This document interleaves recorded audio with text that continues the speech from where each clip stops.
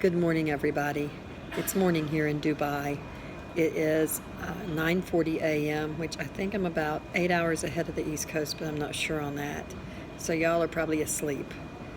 But anyway, I'm getting ready to board a plane to Nairobi in about another hour. And a lot has happened. I mean, when I was somewhere with the Middle East, I wrote the blog I'm getting ready to talk about. And I'd never been to Dubai before. It's a wonderful airport. It's absolutely gorgeous. I had a 12-hour layover after a 15-hour flight, and I started driving on Sunday, and I drove 1,100 miles to be in Houston to catch my 8 p.m. flight out Monday night. You see, this airport is absolutely amazing. It is so beautiful. And that's kind of like what we've been told about heaven, you know? Unfortunately, people would rather not submit to the ways of God to enter there. They'd rather submit to rules for amusement parks, other countries, airlines, jobs, etc. Human nature has a problem submitting to God to gain heaven, but for earthly pleasures, they'll submit consistently. Submission is key to moving forward with God. When a church approached me about building a church in Kenya, it was a lifelong dream of mine to build a church in a foreign country, especially in Africa. And now, there are 2 churches going up. One is in Beta Village. They've already started. The money's already there. They didn't need that much to do that building. They only needed $1,400. And then the other one, we have so far wired $2,800. They really need $5,000 to do it. But we've made a big dent in getting it started, and the national leader of the UPCI is the one coordinating that effort. But you know, I had to be submitted to God, and I had to be submitted to my pastor. I had to learn that without submission, there would be no success. Submission is the key. So anyway, that brings us to today's memory passage, Matthew chapter 10, verses 6 through 8. But go rather to the lost sheep of the house of Israel. And as you go, preach, saying, the kingdom of heaven is at hand. Heal the sick, cleanse the lepers, raise the dead, cast out devils. Freely you have received, freely give. See, in my mind, I think the church has kind of lost its way. It needs a reboot, you know, like on a computer. When it acts funky, you just turn it off and turn it back on a few minutes later. We need reminders of what God said and what He will do. God will do what He said. It's that simple. And then that brings us to 2 Chronicles 20 and 20, which is the passage I'm talking about today. And they rose early in the morning and went forth into the wilderness of Tekoa. And as they went forth, Jehoshaphat stood and said, Hear me, O Judah, and ye inhabitants of Jerusalem. Believe in the Lord your God, so shall ye be established. Believe His prophets, so shall ye prosper. Our points by this one verse is as follows. First, they got up early.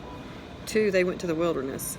And 3, as they went, King Jehoshaphat spoke, saying, Listen up, people of praise, and those in the church. It's time for us to listen up.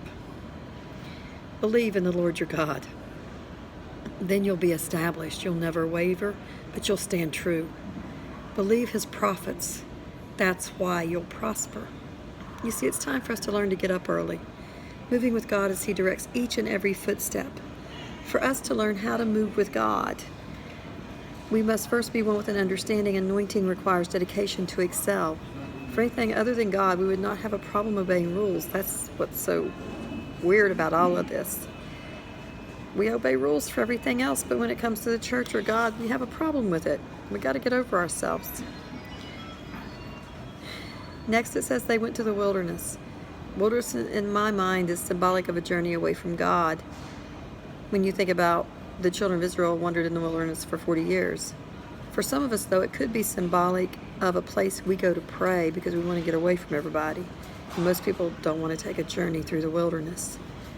But as they go, King Jehoshaphat wants to make sure he's got their attention. So he basically says, listen up. He wants to make sure they know who he's talking to when he says, O Judah and ye inhabitants of Jerusalem. Judah equals praise. So praisers, listen up. Inhabitants of Jerusalem equals the church. So people of the church need to listen up. Next he says, believe in the Lord. How many of us really believe in the Lord for everything we need?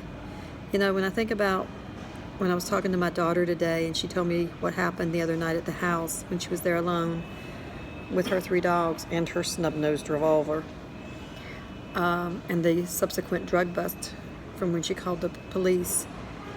I'm so blessed that she was not hurt, but whenever I take journeys like this, I always end up, sorry, I had something in my teeth. Something always strange happens. And, you know, the devil never should have bothered my children. Never should have bothered them. What's wild, though, is I had taken oil before they ever moved in and had walked and prayed around the property. But evidently I didn't walk to the edge of the road. So when I get back, I've got to fix that. I will walk to the road and I will pour oil and I will pray. And I will put the devil on notice. We're done. I've had enough. No more. And if he wants whoever he's got out there to meet Jesus, let them meet my daughter in the middle of the night with that snub-nosed revolver, and I bet you they can meet Jesus real quick, one way or the other. You see, I told her I was going to post and I was going to request prayer for their safety while I'm doing the work of God, and for my safety while I'm gone, for her, her husband, and my son, because God will keep them safe. He will keep them safe. So anyway, I have to believe in the Lord. I have to walk what I preach. I can't just do it. I have to live it. And then he says, and then the way I look at it is, God's no genie, but he is God. He follows the statement of believing in God by saying that's how you get established or have a firm footing. Do we really want a firm footing in God, or are we satisfied being wishy-washy, not knowing who or what we believe in? You see, it's time to stand for righteousness, or just go ahead and live like the devil. I mean, you got to pick one way or the other. Don't be half in and half out, either in or out. Next, Jehoshaphat says, believe the prophets.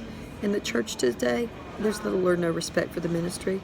We have to teach it. As leaders, we must lead and live in such an exemplary way. We continually strive to understand anointing requires dedication to excel. Those following will start to act like us. We must constantly scrutinize ourselves to see if we are exhibiting Christ-like qualities. We want people to reflect Jesus and not us. What are we reflecting? People have forgotten when ministry is respected and taken care of, the church is blessed. We must not just understand anointing requires dedication to excel, but know our actions are a direct reflection of Jesus for those following us. Just like today when I met my friend and she posted on my page that she had met an angel. I was just being kind. I was just being nice. I wanted to exhibit the qualities of Jesus. And by doing so, she called me an angel. Think what would happen if we all started acting like Jesus instead of acting like self-righteous. Well, we won't go there.